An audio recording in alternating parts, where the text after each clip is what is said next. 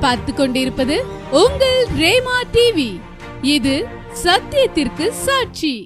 மேக ஸ்தம்பம் மேலிருந்து பாதுகாக்குது, பாதை காட்ட பகலெல்லாம் கூட செல்லுது. அன்பான தேவன் என்னோடு வருவார், அது போதும் என் வாழ்விலே. ஸ்தோத்தரிக்கிறோம் ஆண்டவரே, நன்றியோடுமை துதிக்கிறோம்.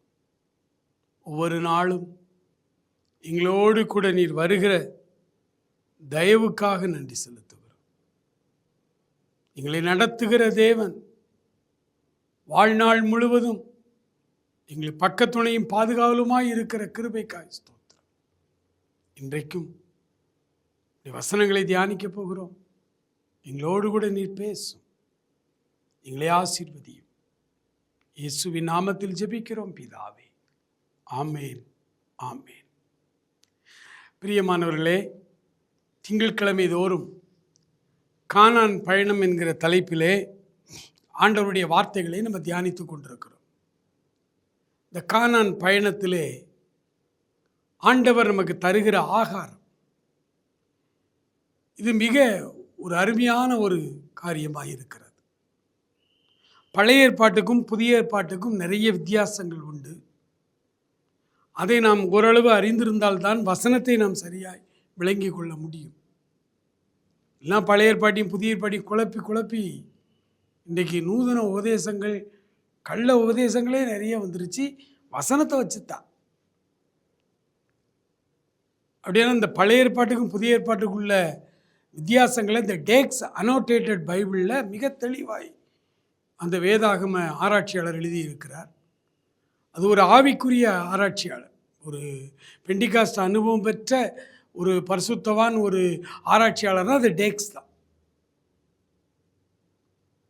அவர் எழுதுகிற அந்த வித்தியாசங்களை பார்க்கும் பொழுது பழைய ஏற்பாடு என்பது நிழல், அங்கே ஆவிக்குரிய காரியங்கள், இயேசு கிறிஸ்து எல்லாமே நிழலாட்டமாக இங்கே இருக்கிறது. புதிய ஏற்பாட்டு திருச்சபையில் புதிய ஏற்பாட்டு காலத்தில் இது எல்லாமே நிஜமாக இருக்கிறது. ஆட்டுக்குட்டியானவர், இயேசு கிறிஸ்து, அந்த ஆராதனைகள் எல்லாமே நிஜம். ஓல்ட் டெஸ்டமெண்ட்டில் எல்லாம் நிழல்.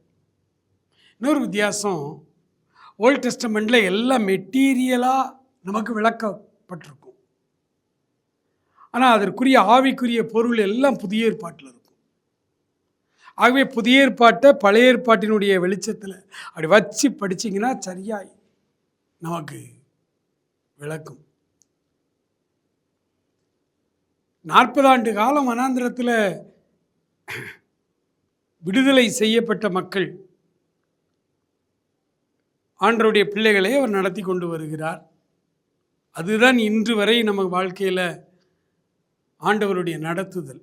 ரட்சிக்கப்பட்ட பிறகு அடிமைத்தன வீடு எகிப்து, உலகம், சாசு, மாம்சம், அதில் அடிமைப்பட்டிருக்கிற ஒவ்வொருவரையும் ஆண்டவர் விடுதலை செய்யணும். முதல்ல அந்த விடுதலை வாழ்வுக்கு ஒப்பு கொடுத்து வருகிற எல்லாரையும் இன்னைக்கு ஆண்டவர் வனாந்திர பயணத்தில் அன்றைக்கு அவர்களை நடத்தினது போல இந்த உலக பயணம் நமக்கு வனாந்திர பயணம்தான். இந்த பயணத்தில் நம்மளை நடத்துகிறார். ஆகவே இந்த வனாந்திர பயணத்தில், அதாவது ஆண்டவரை ஏற்றுக்கொண்ட பிறகு நம்ம இந்த பூமியில் வாழ்கிற இந்த வாழ்க்கையில் நமக்கு ஆகாரம் தேவை. இந்த ஆகாரத்தை குறித்து இன்றைக்கி நம்ம தியானிக்க போகிறோம். ஓல்ட் டெஸ்டமெண்ட்டில் மெட்டீரியலாக அவர்கள் வனாந்திரத்தில் வந்த பொழுது அவர்களுக்கு ஆகாரம் இல்லை. ஏன்னா வர்ற வழியில் அவங்க யாத்திரிகர்கள், நடந்து வர்றவங்க தான். அவங்க சாப்பாட்டுக்கு எங்கே போவாங்க? அவங்க ஒரு இடத்துல இருந்து விவசாயம் பண்ணி அப்படி சாப்பிடலை. அவங்களுக்கு ஆகாரம் டெய்லி வேணும். ஆண்கள் மட்டும் 6 லட்சம் பேர், அதாவது பெரியவர்கள், அடல்ட்ஸ், குழந்தைகள், பெண்கள், இந்த எண்ணிக்கை நமக்கு இல்லை. வேதாகம ஆராய்ச்சியாளர்கள் தங்களுடைய கற்பனை இல்லை ஓரளவு உண்மைக்கு இணைச்சி அவங்க கொண்டு வராங்க. ஒரு 20 லட்சம் பேர் இருக்கலாம் அப்படின்றாங்க. இந்த 20 லட்சம் பேருக்கும் ஆகாரம் கொடுக்கணும். 40 வருடம், ஒரு நாளைக்கு 3 நேரம் அப்படி வச்சுக்கிட்டா 40 வருடம். அவ்வளோ பெரிய மக்கள், அவ்வளோ கூட்ட மக்களுக்கு ஆகாரம் கொடுக்கணும். இந்த ஆகாரத்துக்காக அவங்க வனாந்திரத்தில் எந்த வேலையுமே செய்யலை. அவர் சொன்னதை செய்து கேட்டு அப்படியே வந்துக்கிட்டு இருக்காங்க, நடந்துதான் வராங்க. ஆனால் அன்னன்னைக்கு அவங்களுக்கு ஆகாரம். ஆனால் அவங்க சோம்பேறித்தனமாக ஒரு இடத்துல இருக்கல. அனுதினமும் அவர்களுக்கு பயணம் இருந்தது. அதாவது கடவுள் கொடுத்த வேலை இருந்தது. இந்த கடவுள் கொடுத்த வேலையை நம்ம செய்யும் பொழுது நமக்கு 3 நேரம் சாப்பாடு தருவதற்கு அவர் போதுமானவராக இருக்கிறார். ஒரு அல்லேலூயா சொல்லுவோமா? கவனமாய் கவனிங்க, நல்லா புரியும். ஏன்னா இன்னைக்கு முழு நேர ஊழியம் செய்கிறவங்கள ரொம்ப கேலி பண்ணுற, ஒரு கேவலமாக பேசுகிற ஒரு காலகட்டத்தில் இருக்கும். நீங்கள் கொடுக்குற காணிக்கையில் தான் அவன் சாப்பிட்டுக்கிட்டு இருக்கிறான். ஒருத்தருமே காணிக்கை கொடுக்கட்டாலும் ஆண்டவர் அந்த அழைத்த ஊழியக்காரருக்கு 3 நேரம் சாப்பாடு தந்துடுவார். அவரால் முடியும். ஆனால் நீங்கள் என்னமோ நம்ம காணிக்கை கொடுத்து தான் அவங்கெல்லாம் சாப்பிட்றாங்க அப்படிங்கிற அந்த எண்ணத்தை, அந்த தீய எண்ணத்தை முதல்ல விட்டுருங்க. ஏன்னா நீங்கள் காணிக்கை கொடுக்கறதுல தான் அவர் சாப்பிட்றாருன்னு நீங்கள் என்னைக்கு நினைக்கிறீங்களோ அன்னைக்கு உங்கள் காணிக்கை பரலோகத்தில் பதிவு செய்யப்படாது. அது நல்லா தெரிஞ்சுக்கிடுங்க. நீங்கள் கொடுக்குற காணிக்கை நீங்கள் எதுக்கு கொடுக்கணும்னா கர்த்தருக்குன்னு கொடுங்க. நீங்கள் கர்த்தருடைய ஊழியம் கர்த்தருக்குன்னு கொடுங்க. ஒரு ஊழியம் இருக்குது, ஒரு இண்டிபெண்ட் ஊழியம் இருக்குது, ஒரு ஊழியக்காரர் இருக்கிறாரு. அவர் மூலமாக நீங்கள் நன்மை பெற்றீங்கன்னு வச்சுங்களேன். நன்மை எல்லாமே கடவுள்கிட்ட இருந்து தான் வருது, ஊழியக்காரன்ட்டு இருந்து வரல. நன்மை கடவுள்கிட்ட இருந்து வருது. அந்த ஊழியத்தின் வழியாக நீங்கள் ஆசீர்வதிக்கப்பட்டிருக்கிறீங்க அல்லது தொடப்பட்டிருக்கீங்கன்னா அந்த ஊழியத்திற்கு நீங்கள் காணிக்கை கொடுக்குறீங்க. அதில் எந்த தவறுமே இல்லை. நீங்கள் அந்த ஊழியக்காரருக்கு கொடுக்கல, அந்த ஊழியத்தை கொடுக்கல, நீங்கள் கர்த்தருக்கு. ஏன்னா நன்மை கர்த்தர் உங்களுக்கு கொடுத்தார். கர்த்தருக்கு தான் நீங்கள் காணிக்கை கொடுக்கணும். கர்த்தருக்கு காணிக்க நேரடியாக எங்கே ஒன்று கொடுக்க? யார் மூலமாக நமக்கு ஆசீர்வாதங்கள் கிடைச்சதோ அந்த ஊழியத்துக்கு நம்ம கொடுக்குறோம். இந்த நினைவு ரொம்ப சரியாக இருக்கணும். சர்ச்சுக்கு போகிறீங்க, காணிக்கை போடுறீங்கன்னா நீங்கள் அந்த நிர்வாகத்துக்கு நீங்கள் காணிக்கை கொடுக்கல, அங்கே இருக்கிற போதகருக்கு நீங்கள் கொடுக்கல, கர்த்தருக்குன்னு கொடுங்க. அதை அவங்க தவறாக பயன்படுத்துகிறாங்களே, அதை அவங்க வீணாக செலவழிக்காங்களே, அதை அவங்க தங்களுடைய ஆடம்பர வாழ்க்கைக்கு செலவழிக்காங்களே அப்படின்னு, அது உங்கள் வேலை கிடையாது, கர்த்தருடைய வேலை. அவர் பார்த்துக்கிடுவார். உலக பிரகாரமாக நான் ஒரு கவர்மெண்ட்டில் வேலை பார்க்குறேன். நான் பார்க்குற வேலைக்கு கவர்மெண்ட்டு ஒரு சம்பளத்தை நிர்ணயம் பண்ணி எனக்கு சம்பளம் தர்றாங்க அப்படின்னா அந்த சம்பளம் கர்த்தர் எனக்கு தர்ற சம்பளமாக அதை நான் நினச்சி அதை நான் என் குடும்பத்தில் செலவழிக்கணும். ஒவ்வொரு நயா பைசாவுக்கும் கணக்கு கேட்கிற கர்த்தர். நான் புதிய ஏற்பாட்டில் ரொம்ப தெளிவாக சொல்லிட்டாரு. உலக பிரகாரமான காரியங்களை குறித்து நீங்கள் உண்மையாய் இராவிட்டால் உங்களை நம்பி யார் மெய்யான பொருளை தருவார்கள்? அப்போ உலக பிரகாரமாய் எனக்கு வருகிற ஒவ்வொரு நயா பைசாவையும் குறித்து நான் கவனமாக இருக்கணும். நான் திரும்ப திரும்ப சொல்கிறேன். நிறைய அரசு ஊழியர்கள், கிறிஸ்தவர்கள், ஆண்டவருடைய பிள்ளைகள் என்ன செய்கிறாங்கன்னா, சம்பளத்தில் தசம பாகம் 10ல் 1 கர்த்தருக்கு கொடுத்துட்டு மிச்சம் 9 பாகம் நம்ம செலவுக்கு இருக்க, அதை இஷ்டத்துக்கு நம்ம செலவழிச்சிடும். அந்த 9 பாகத்தை நம்ம செலவழிக்கிறதையுமே ஆண்டவர் கணக்கு கேட்பார். இஷ்டத்துக்கு செலவழிக்கக்கூடாது. ஏன்னா அந்த 10 பங்குமே, அதாவது முழு சம்பளமுமே கடவுள் நமக்கு தருகிற கொடை, நமக்கு தருகிற வருமானம். நம்ம வேலை செய்ய தானே சம்பளம். அம்மா நம்ம வேலை செய்ய தான் சம்பளம். வேலை செய்தால் தான் சம்பளம். வேலை செய்யாதவன் சாப்பிடக்கூடாது. சாப்பிட்றது கூட அவனுக்கு உரிமை கிடையாது. இப்போ முழு நேர ஊழியர்கள் அவர்கள் வேலை செய்கிறார்கள். சும்மா இருக்காங்கன்னு நினைக்கிறீங்களோ? இது எப்படி இருக்குன்னா, காலையிலேருந்து சாயங்காலம் வரைக்கும் கல் சுமக்கிறான்யா, கொத்தனார், சித்தாள், அவனுக்கு ஒரு நாளைக்கு 800 ரூபா சம்பளம். சரி, 1000 ரூபா சம்பளம். கலெக்டர் சும்மா தானங்க ஏசி ரூம்லேயே உட்காந்துக்கிட்டு இருக்காரு.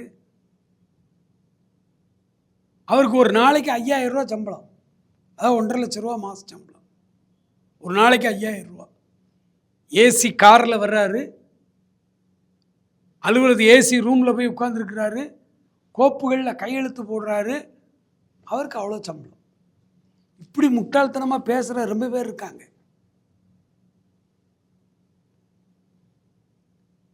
நிறைய தலைமை ஆசிரியர்களே அப்படி முட்டாள்களாக இருக்காங்க. தலைமை ஆசிரியர்கள், இந்த டிஓ சிஓ முட்டாள்தனமாக பேசுவாங்க. பள்ளிக்கூடத்தில் வந்து நான் 35 வருஷம் ஆசிரியராக வேலை பார்த்துக்கிட்டு இருந்தேன். சொல்லுவாங்க, கல் உடைக்கிறவனுக்கு என்ன சம்பளம், நீ வாத்தியார், உனக்கு ஒரு நாளைக்கு எவ்வளோ சம்பளம்? அது மேனுவல் ஒர்க், இது மெண்டல் ஒர்க். இது ரெண்டையும் இணைச்சி பார்க்குறதே முதல்ல ஒரு முட்டாள்தனம். இப்படி பேசுவாங்க நிறைய பேர். ஆண்டவர் நீங்கள் பார்க்குற வேலைக்கு தகுந்த ஒரு சம்பளத்தை உங்கள் கையில் தர்றார்.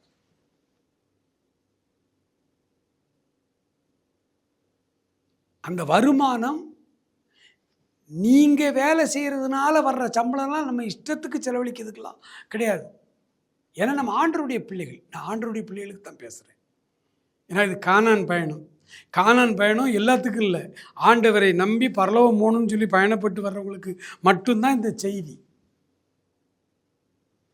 அப்போ 10ல் ஒரு பகுதியை கர்த்தருடைய ஊழியத்தில் கொடுத்துட்டு மிச்சத்தெல்லாம் நம்ம இஷ்டத்துக்கு செலவழிப்பதற்கு ஆண்டவர் ஒரு நாளும் நம்மளை வைக்கலை. கணக்கு கேட்க இப்போ நம்மகிட்டயே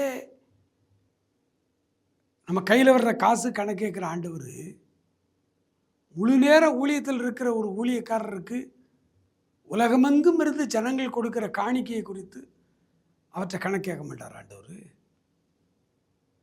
எல்லாரும் கணக்கு ஒப்பிக்கணும். எல்லாரும். 2 கொரிந்தியர் 5ஆம் அதிகாரம் மறந்துடாதீங்க, ரொம்ப முக்கியமான அதிகாரம். சரீரத்திலே நாம் செய்த நன்மைக்காவது தீமைக்காவது தக்க பலனை அடையும்படி நாம் எல்லாரும் நியாயாசனத்திற்கு முன்பாக வந்து நிற்க வேண்டுமே. எல்லாரும் வந்து நிற்கணும். இப்போ வனாந்திர பயணத்தில் ஆண்டவர் சாப்பாடு கொடுத்தார். அவ்வளோ பேர் முழு நேர ஊழியர் தானே வனாந்திரத்தில் வந்தவன். அவ்வளோ பேர் முழு நேர ஊழியர்கள் தான். என்ன வேலை செய்தாங்க அவங்க வனாந்திரத்தில்? அவங்களுக்கு சாப்பாடு கொடுத்தாரு. நீங்கள் அடிப்படை தத்துவம் புரிஞ்சுக்கங்க. வேலை செய்தால் சாப்பாடு உண்டு, வேலை செய்யலைன்னா சாப்பாடு கிடையாது. இது ஒரு பெரிய ஆவிக்குரிய சத்தியம். உழைக்காதவன் உண்ணாதிருக்க கடவன்னு பவுல் மூலமாக ஆண்டவர் சொன்னார். சரி, வனாந்திரத்தில் இவங்களுக்கு சாப்பாடு கொடுத்தார். வாசிக்கலாமா? யாத்திராகம புஸ்தகத்தில் 16ஆம் அதிகாரம் 16, யாத்திராகம புஸ்தகம் 16ஆம் அதிகாரம் 15வது வசனத்தை உங்களுக்காக நான் வாசிக்கிறேன். யாத்திராகமம் 16:15. இஸ்ரேல் புத்திரர் அதை கண்டு இது என்னது என்று அறியாதிருந்து ஒருவரை ஒருவர் பார்த்து இது என்ன என்றார்கள். அப்பொழுது மோசே அவர்களை நோக்கி, இது கர்த்தர் உங்களுக்கு புசிக்க கொடுத்த அப்பம். கர்த்தர் உங்களுக்கு புசிக்க கொடுத்த அப்பம், மன்னா என்று பெயரிட்டார்கள். மன்னாங்கிற பேர் இஸ்ரேல் மக்களை வச்சாங்க. வானத்திலிருந்து கர்த்தர் அவர்களுக்கு ஆகாரத்தை கொடுத்தார். இன்றைக்கும் அவருடைய பிள்ளைகளாகிய நமக்கு அவர் வானத்திலிருந்து நமக்கு மன்னாவை தருகிறார், ஆகாரம் தருகிறார். அவர் நமக்கு தருகிற அந்த மன்னாவை நாம் எடுத்து அதை ஆகாரமாய் வைத்து கொள்ள வேண்டும். சரி, இது உலக பிரகாரமாக அல்லது சாப்பாட்டுக்கு பதிலாக ஆண்டவர் கொடுத்த அப்பம், இதெல்லாம் ரைட். இது மெட்டீரியலாக பழைய ஏற்பாட்டில் கொடுக்கப்பட்டது. இதை புதிய ஏற்பாட்டு திருச்சபைக்கு கொண்டு வரும் பொழுது இதை ஆவிக்குரிய ரீதியாக இந்த ஆகாரத்தை பார்க்கணும். நம்ம ஒவ்வொருவருக்கும் சரீரத்திற்கு ஆகாரம் ஆண்டவர் தருகிறது போல நம் ஒவ்வொருவருக்கும் ஆவிக்குரிய ஆகாரமாக ஆண்டவர் ஒவ்வொரு நாளும் நமக்கு ஆகாரம் தருகிறார். சரீர வளர்ச்சிக்கு ஆகாரம் எவ்வளோ உதவி செய்கிறதோ அதே போல் நம்முடைய ஆவிக்குரிய வாழ்வுக்கு பரலோகம் போய் சேரணுமே, அது வரைக்கும் நமக்கு ஒரு ஆகாரம், நம்முடைய ஆவிக்கு ஆண்டவருடைய மன்னா ஆகாரம் நமக்கு தேவை. அந்த ஆகாரம் தான் வசனம். அதனால தான் ஆண்டவர் சொன்னார், அப்பத்தினால் மாத்திரமல்ல, தேவனுடைய வாயிலிருந்து புறப்படுகிற ஒவ்வொரு வார்த்தையினாலும் பிழைப்பான். அவன் நம்மை பிழைப்பூட்டுகிற வசனம் இந்த மன்னா. பைபிள் 66 புஸ்தகமும் கடவுள் நமக்கு வைத்திருக்கிற மன்னா. ஒவ்வொரு நாள் காலையிலும் இந்த மன்னாவை நம்ம பெற்றுக்கொள்ள வேண்டும். சமூக வலைதளங்கள் வந்த பிறகு எல்லா ஊழியங்களிலும், நம்முடைய ரேமா இவாஞ்சலிக்கல் ஊழியம் உட்பட எல்லா ஊழியத்திலும் ஊழியக்காரர்கள் அன்றென்றுள்ள அப்பம், அதிகாலை மன்னா, ஒரு நிமிடம் இயேசுவோடு, நம்ம ஊழியத்தில் அனுதினமும் இயேசுவோடு, காலை தியானம், இப்படி பல பெயர்களில் ஒரு சின்ன தியானத்தை காலையிலே வச்சிருப்போம் மக்களுக்காக. எங்களுடைய ஆசை நீங்கள் எல்லாருமே இந்த காலை மன்னாவை புசிக்கணும் தான். இல்லை பிரதர், இதெல்லாம் எனக்கு வேண்டாம், நானே காலையில் எழும்பி ஜோம் பண்ணி ஆண்டவர்கிட்ட மன்னாவை பெற்றுக்கொள்ள பெஸ்ட், நல்ல காரியம். அப்படி நீங்கள் பழகணுன்னு தான் இதை நாங்கள் வச்சுருக்குறோம். என்னுடைய ஊழியத்தில் நான் அப்படி தான் வச்சுருக்கிறேன். காலையில் இந்த செய்தியை நீங்கள் கேட்டு இந்த தியானத்தை நீங்கள் கவனித்து இந்த மன்னாவை நீங்கள் எடுத்துக்கிட்டீங்கன்னா இது அப்படி நாளடைவில் உங்களுக்கு பழக்கம் வந்து நீங்களே நேரடியாக வானத்திலிருந்து ஆண்டவரிடந்து மன்னாவை பெற்றுக்கொள்ளணும். அந்த பழக்கத்தை கொண்டு வரதுக்கு தான் இதை ஒரு டியூட்டோரியல் மாதிரி வச்சுருக்கோம்.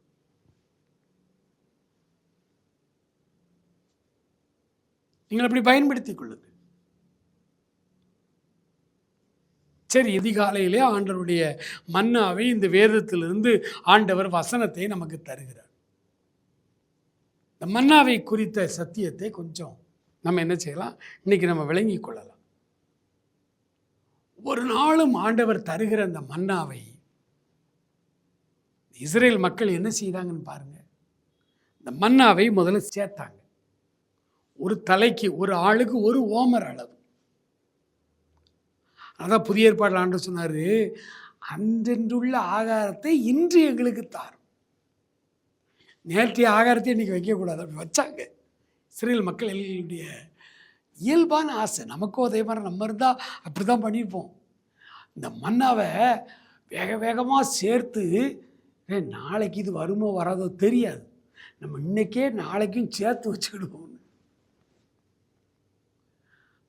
மன்னாவை சேர்த்து வச்சாங்க, அது நாற்றம் எடுத்துச்சு. ஆண்டவர் சத்தம் போட்டார், அன்னன்னைக்கு அன்றென்றுள்ள ஆகாரம். இப்போ நாளைக்கு நாளா கழிச்சுலாம் எனக்கு நிறைய ஊழியம் இருக்குது, காலையில் எழும்பி நான் ஓடணும், எனக்கு பைபிள் வாசிக்கவே நேரம் இருக்காது, ஜெபிக்கவே நேரம் இருக்கு, அதனால் இன்றைக்கே ஒரு வாரத்துக்கு தேவையான ஆகாரத்தை நான் சேர்த்து வச்சுக்கிறேன். எவ்ரிடே காலையில் நீங்கள் ஆகாரத்தை பெற்றுக்கொள்ளணும். அன்றென்றுள்ள ஆகாரத்தை இன்று எங்களுக்கு தார், இன்று எங்களுக்கு தார். இஸ்ரேல் மக்களுக்கு ஆண்டவர் சொன்னார், எப்போ அன்னன்னைக்கு தேவையான ஒரு ஓமர் அளவு நீங்கள் மன்னாவை சேர்த்துக்கிடுங்க, வச்சுக்கோங்க. 7வது நாள் ஓய்வு நாள், அன்னைக்கு நீ வெளியில் வந்து வேலை செய்யக்கூடாது, அன்னைக்கு கர்த்தருடைய சமூகத்தில் உட்காரணும். அப்போ நீங்கள் சனிக்கிழமை, அதாவது நீங்கள் 6வது நாள் என்ன செய்யுங்கன்னா, உங்கள் தேவைக்கு தக்க 2 மடங்கு, அதாவது ஓய்வு நாளுக்கு சேர்த்து வச்சு, அப்போ அந்த மண்ணை கெட்டு போவார். எவ்வளோ அற்புதமான ஆண்டவர் பாருங்க, எவ்வளவு அற்புதமான ஆண்டவர். சரி, அது எதுக்கு? அது விளங்காத ஒரு காரியமாக இருக்கும். அது எதுக்கு ஆண்டவர் அப்படி செய்தார்? மன்னாவை கொடுக்கறதுக்கு முன்னாடியே ஆண்டவர், இவர்கள் என்னுடைய நியாயப்பிரமாணத்தைப்படி நடப்பார்களோ மாட்டார்களோ என்று அவர்களுக்கு கற்றுக் கொடுப்பதற்கு தான் இந்த சிஸ்டம்.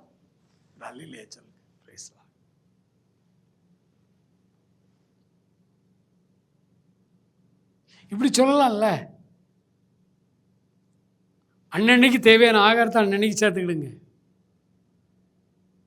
7வது நாள் சாப்பிடாம இருங்க, ஓய்ந்துருங்க. அன்னைக்கு உங்களுக்கு சாப்பாடு ஃபாஸ்டிங். அன்னைக்கு ஏன் சொன்ன என்ன, ஒரு நாள் உங்களுக்கு பசியே எடுக்காதுப்பா. அப்படியே ஆண்டவர் வைக்கல, செய்திருக்கலாம்ல. நீங்கள் சில காரியங்கள் நல்லா புரிந்து கொள்ளுங்க. இந்த மன்னாவை சேகரிச்சாங்களே, ஒரு ஓமர் அளவு, ஒரு பக்கா, ஒரு படி வச்சுக்கிடுங்க, சேர்த்தாங்களே, அதை கொண்டு போய் அப்படியே தின்னா பசியாருமா? ஒரு நாள் அப்படி செய்யக்கூடாது. அப்படி செய்கிறோம். நம்ம இன்னைக்கு வசனத்தை காலையிலே நம்ம பெற்றுக்கொள்கிறோம். அதுதான் அன்றைய ஆகாரம். இந்த மன்னாவை சேகரித்த இந்த இஸ்ரேல் மக்கள் அதை கொண்டு வந்து அதை பக்குவமாய் சமைத்தார்கள். கிருபை, மன்னா வானத்திலிருந்து பொழிஞ்சது கிருபை. அதை எடுத்துக்கொண்டு போய் சமையல் பண்ணாங்களே, அது கிரியை. கிருபை ப்ளஸ் கிரியை ரெண்டும் ஒன்றா இணையணும். ஒன்றா இணைஞ்சா அதான் இயேசு கிறிஸ்து. கிருபையினாலும் சத்தியத்தினாலும் நிறைந்தவராய் நமக்குள்ளே வாசம் பண்ணினார். ஆக வேத வரம்பை மீறாதீங்க. வானத்திலிருந்து ஒரு வசனம் கிடைக்குது, மன்னா கிடைக்குது. காலையிலே இன்னைக்குள்ள நீதிமொழி வாசிக்கிறேன். அந்த நீதிமொழிகளில் ஆண்டவர் ஒரு காரியம் சொல்றார். நீ போஜன பிரியனாய் இருந்தால் உன் தொண்டையில் கத்திய வை அப்படின்னு சொல்லிட்டார். காலையில் எனக்கு அன்னைக்குரிய நீதிமொழி அதுதான். அதை வாசிக்கும்போது இந்த வசனத்தை டச் ஆகுது. அப்போ இந்த வசனம் தான் எனக்கு ரேமா வேர்டு. அன்னைக்கு வந்த மன்னா எனக்கு அதுதான். நான் அதை வச்சுக்கிட்டு மறந்துடக்கூடாது. அந்த வசனம் தான் அன்னைக்கு முழுசும் எனக்கு ஆகாரம். அப்போ அந்த வசனத்தை நான் என்ன செய்யணும்? தியானிக்கணும்.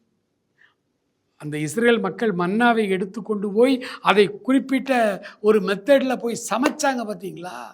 சமைச்சு அது தேனிட்ட பணியாரம் போல் அவ்வளோ ருசியாக இருந்துச்சு, இனிப்பாக இருந்துச்சு. அந்த ஆகாரத்தை சாப்பிட்டாங்க இல்லையா? அதே மாதிரி இந்த மன்னாவாகிய வசனம் எனக்கு கிடைக்குது. அந்த வசனத்தை நான் தியானிக்க, சமையல் பண்ணுறது, அதை ஆகாரமாக, ருசி உள்ள ஆகாரமாக மாற்றுறதுங்கிறது என்ன அப்படின்னா, நான் அதை ஆகாரமாய் சமைக்க வேண்டும் அப்படின்னா நான் தியானிக்கணும். ஆண்டவருடைய வார்த்தைகளை நான் திரும்ப திரும்ப தியானிக்க வேண்டும். அப்படி ஆண்டவருடைய வார்த்தைகளை நான் தியானிக்கிறவனாக தியானித்து அதுதான் எனக்கு உணவாய் மாறும், செமிக்கும். அப்படியே சாப்பிட்டா வயிற்று வலிக்கும்.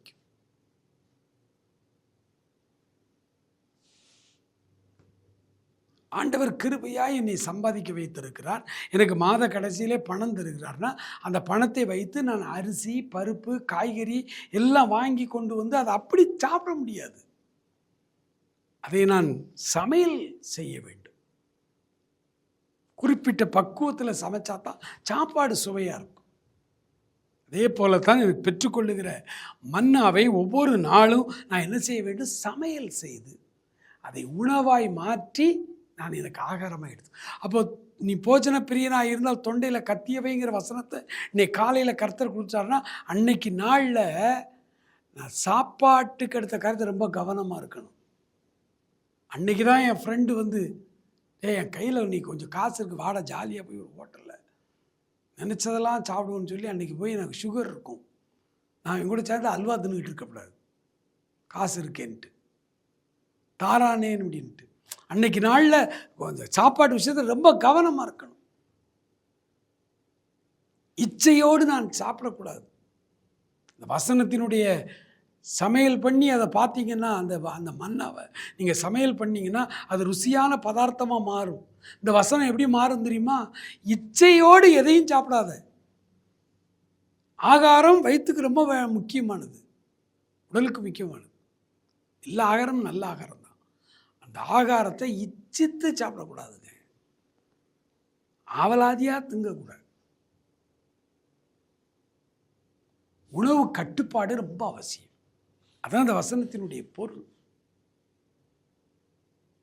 சரி,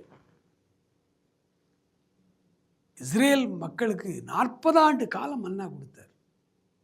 நீங்கள் ஆண்டவரை ஏற்றுக்கொண்ட பிறகு இந்த பூமியில் வாழ்கிற கடைசி மூச்சு வரைக்கும் உங்களுக்கு ஆகாரம் டெய்லி காலையில் ஆண்டவர்கிட்டருந்து ஆகாரத்தை பெற்றுக்கொள்ளுங்கள்.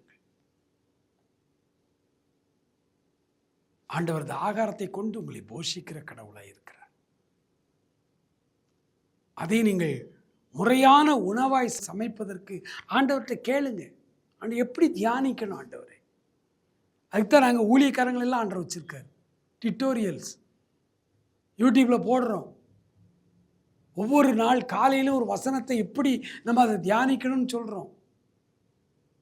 அதை நீங்கள் பாருங்கள். அப்புறம் நீங்களே வசனங்களை எடுத்து தியானிக்க ஆரம்பிச்சிருவீங்க.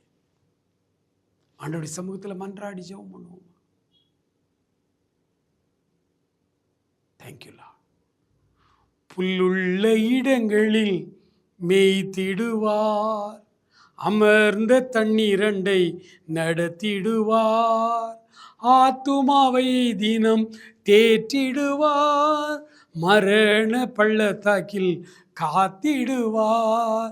இயேசு போதுமே போதுமே, இயேசு போதுமே போதுமே, எந்த நாளிலுமே என் நிலையிலுமே எந்த வாழ்வினிலே இயேசு போதுமே.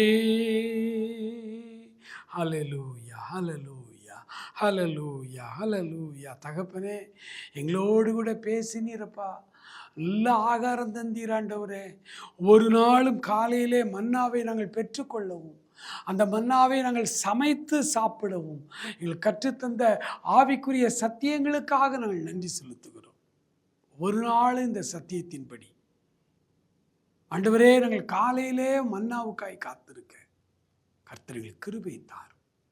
அதிகாலையிலே காத்திருந்து உடைய கரங்களிலிருந்து மன்னாவை பெற்றுக்கொள்ள அன்றன்றுள்ள ஆகாரத்தை இன்று எங்களுக்கு தாரும் என்று இந்த வசனத்தை விளங்கிக் கொள்ள உதவி செய்தீர்கள்.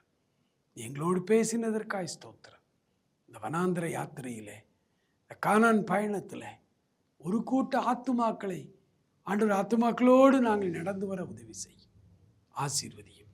இயேசுவின் நாமத்தில் ஜெபிக்கிறோம் எங்கள் அருமை பிதாவே.